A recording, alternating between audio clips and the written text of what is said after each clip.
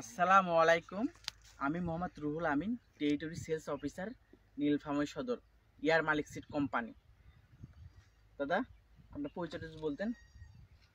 আমার নীলফামারী সদর উপজেলা লক্ষ্মীচাপ ইউনিয়নের দুবছরী গ্রামের একজন কৃষক। আপনার নামটা? আমি রিপন কুমার রায়। টিপন কুমার রায়। আমরা যে জমিতে আসছি, এটা তো একটা ফুলকপির জমি, তাই না? কি কপি লাগাইছেন এটা? আমি কিরণ লাগাইছি। কিরণ লাগাইছেন?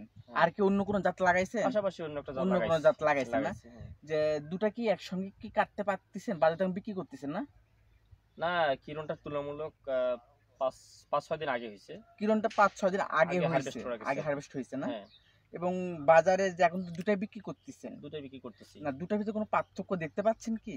পার্থক্য, কিরণটা সাইজে মোটামুটি ভালো এবং আকারও ভালো, এবং একটু কপিটা হার্ড, এবং আমি পরিবহনের সুবিধা বলতে ভাঙ্গে কম। হ্যাঁ। আর তুলনায় অন্য পাশাপাশি যে কপিটা নিয়ে গেছি সাইজে কিছুটা বড়, তবে ওজন কম, আবার ওজন কম এবং ভাঙ্গি শেষ হয়ে যায়।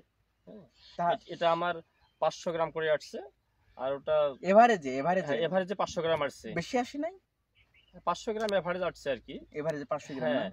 আর ওটা সাইজে দেখি মনে হয় 1.5 কেজি হবে, কিন্তু কপির ওজন 300 গ্রাম। ও, তাহলে আমরা বলতে পারি আপনারা এই কপিটা করে, মানে ইয়ার মালিক সিড কোম্পানি এই কিরণটা লাগিয়ে আপনারা তো খুশি? হ্যাঁ, অবশ্যই খুশি। আগামীতে চাষাবাদ করা যাবে তো? ইনশাল্লাহ যাবে। আমরা সবাই চাষাবাদ করবো তো?